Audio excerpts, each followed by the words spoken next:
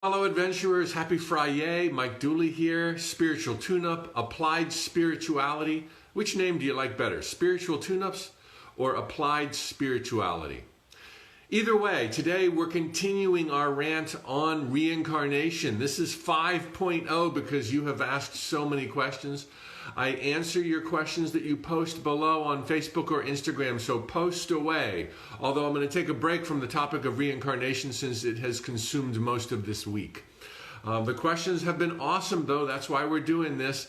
And today I've got 4 great questions for you. Can we discover who we were in a past life? Sure, but generally, given the paramount importance of this life, we usually choose to forget where we were so that we can be who we are. If we were trying to keep track of all of our past lifetimes, or even a few, or even one past lifetime, can you imagine doubling, tripling, quadrupling the drama in your life?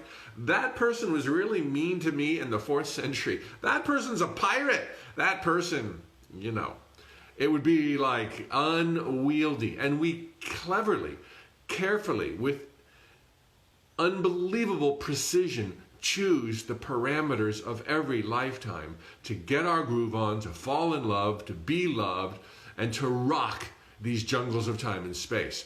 So it doesn't matter where you've been, from the decision of from the highest within you, the decision was made and the course was charted for the probabilities this lifetime would include. So that decision was with the full awareness of everywhere you've been and everything you've done.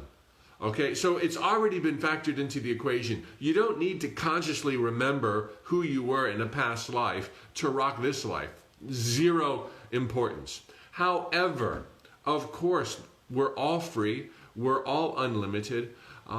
Many people have either just spontaneously remembered some or many past lives, or they've done it through hypnosis, self-hypnosis, journaling. Look, with desire, a real true burning desire, and some creation of a space to go back, I mean, through journaling, through hypnosis, through a dedicated effort besides just wanting it, you can know all things, including who you were in a past life. Number 2, how many lives do we live? Now, this is another fatally flawed question because, again, we want to put everything on a timeline and we want to count it. As I said yesterday in Reincarnation 4.0, it's more like there are leaves on a tree. Okay, and perhaps there's several seasons of this tree. The tree is maybe your soul, and each leaf is happening simultaneously. I don't think there's a fixed number, but from some of the deeper books I've read, like the Seth material, Jane Roberts, or Richard Bach, Jonathan Livingston Seagull, and or Illusions, other books that lightly touch on such subjects of the esoteric that otherwise are filled with verifiable, mind-boggling truth, so that you can have some confidence in the esoteric things they share. They say that there's no one number for everybody. It's about what you learn and how you learn it and how much fun you're having. But generally it would be in the thousands, and probably very common to be in the tens of thousands of lifetimes. Somebody could live way many more. And Ramtha, dictated by the late, oh no, she's still alive, J.Z. Knight, Ramtha, the White Book, wow, claims to have lived one life and got it all in one life. But if you're living them all simultaneously, how do you get it all in one life? Because, you know, either you dive into 10,000 lives or whatever it is, or you don't. It's a fatally broken question because some things can't be put on a timeline for a concise, objective answer. But that doesn't mean we can't approximate the truth. So there's your answer. Does karma play out between the same people who hurt each other or who help each other? Maybe, and sometimes. There would be absolutely no requirement or no need for the same people to show up unless they all wanted to keep showing up. And they would all have to want. It can't be just one person wants it and the other ones don't. It's not going to happen. That doesn't mean if you go different ways in your next incarnation that you're not still connected and that you won't love forever. Okay, we talked about that yesterday. But I think a big mistake folks make is thinking that, I did you a good one. I did you a favor, whether you know it or not. It's between me and the universe, and I want you to pay me back royally. It's like, that's manipulation. Will not work. Or, you're a real jerk, and I want to make sure that I'm the one that stabs you in the back next time. Look, we're all too big for such juvenile antics. What karma is, I've talked about it in earlier tune-ups. I've also talked about it in this week several times. It is a reflection of where you are vibrationally. Are you base? Are you angry? Are you jealous?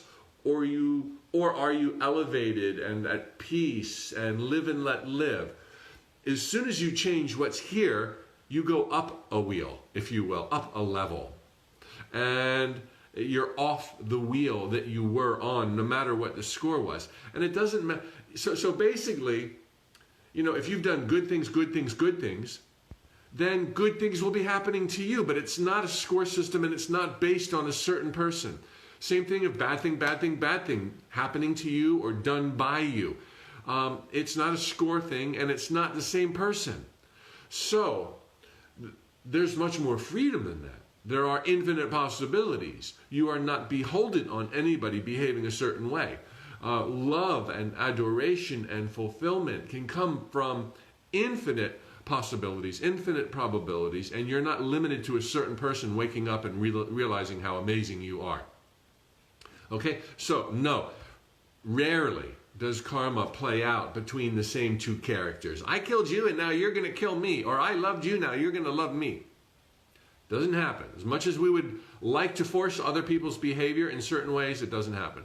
Okay, the last biggie here is animals. I saved it for last. It's a big question. Do animals have souls? And do they reincarnate? Like almost all of these answers, they're not yes or no. It's not what you think. A little bit of what I read and a lot of my own life experience and feelings and intuitions that fuel my own epiphanies have led me to the following answer. Props to James Van Praagh, who wrote Talking to Heaven. I know him a bit. He's a great guy and an incredible medium. When I lost my dog, my first dog that I had had for so long, I was obliterated and devastated about 10, 15 years ago. I found great comfort in James Van Praagh's work. So if you're in grief and about a dog or a person, James Van Praagh has some amazing books out there. Otherwise, the stuff I got from books, I couldn't particularly say. My take is this: it depends on the species. And even that is not crystal clear. But dolphins, maybe octopi, maybe whales, maybe black bears, and absolutely sentient beings, not of this world, but of this universe, on other planets. They all reincarnate. They all are on the adventure of consciousness, learning that they are of the divine. They are self-reflecting beings. Most animals, like maybe a cow or a wild dog, probably is not self-reflecting. They don't have that drive and that desire the way you and I do that would create worlds, in my view. Whereas a dolphin is so advanced, of course they do, and probably other sentient creatures on this earth that I'm not privy or knowledgeable of also reincarnate, because they have so much to learn, and they can experience love in a variety of different ways, and creativity and fulfillment and a sense of being part of it all. Many animals have some of that too. Here's what I would say about pets. I would say most like not dolphins, not people, cows, dogs, raccoons, cardinals, blue jays, eagles. I would say they're definitely eternal beings, but I don't think they reincarnate the way other advanced, not better, but advanced sentient creatures like us reincarnate, unless, as a pet, they were given so much human love or dolphin love or higher species love that it totally disrupted the normal experience of a raccoon or a house cat, to the point that many layers of emotions were created that would not happen in the wild. And many desires of longing and companionship with their owner would bring that consciousness to such a sophisticated level that there would be room and desire for further exploring reality with that same personality, if you will. Definitely a tricky question. I stand to be corrected. Those are my feelings. I hope I did them justice. I hope I didn't offend anybody. No creature is superior to another. Whether you're talking about a human being or a raccoon, they're all God particles. They all deserve respect. They're all holy. I can't say what has a soul or not, but as I explained, I think some do reincarnate. Seth said, and I could never deduce this on my own, about reincarnation, dictated by the late Jane Roberts, that there is absolutely no such thing as transmigration of souls. People do not become animals. Animals do not become people. That's just a total fantasy realm. However, Seth did say that a human being or the like could lend a fragment of their consciousness to kind of experience reality from another perspective, perhaps as a tree for 100 years. You can lend your consciousness out, but that does not mean people become trees. And I find that to be quite resonant with me, what Seth said, and that there would be no point in coming back as a cow. Okay, that's a totally different track. Cows are just as holy and spiritual and godly as us, but it's a totally different track. You're not going to really, it's just not the same thing. So that's the best I could do in 10 minutes. Maybe I'm on 18 minutes right now. That was a long one. What matters most is your life here and now. All this other stuff is fun, and it can reinforce your belief in the internal, benign, benevolent nature of reality and divine intelligence. So go there and have fun there, but do not think that you are limited based on past or future or alternate or probable or parallel existences. You are not limited. You could not be more powerful. You could not be more ready for the best of your life this very moment. So make it the best Friday you have ever had in your life so far. Best weekend, best everything from here on out. Thanks for all the questions. My link below on Facebook is to my book, The Top 10 Things Dead People Want to Tell You, where I do have a whole chapter on pets. Do pets reincarnate? They can. Well, I guess I kind of answered that, but I was speaking more to the evolution of their consciousness. So a dog can reincarnate. James Van Praagh said that in his book. A horse might reincarnate, but again, it would always be tied to enhanced levels of love and self-awareness given to them by a higher sentient being. Okay? So check out my book, The Top 10 Things Dead People Want to Tell You, at the link below on Facebook, or just Google Mike Dooley and Dead People on Amazon and you'll find it. Have a great weekend, and we'll see you on Monday answering some new questions that have been piling up as I've been diving into reincarnation.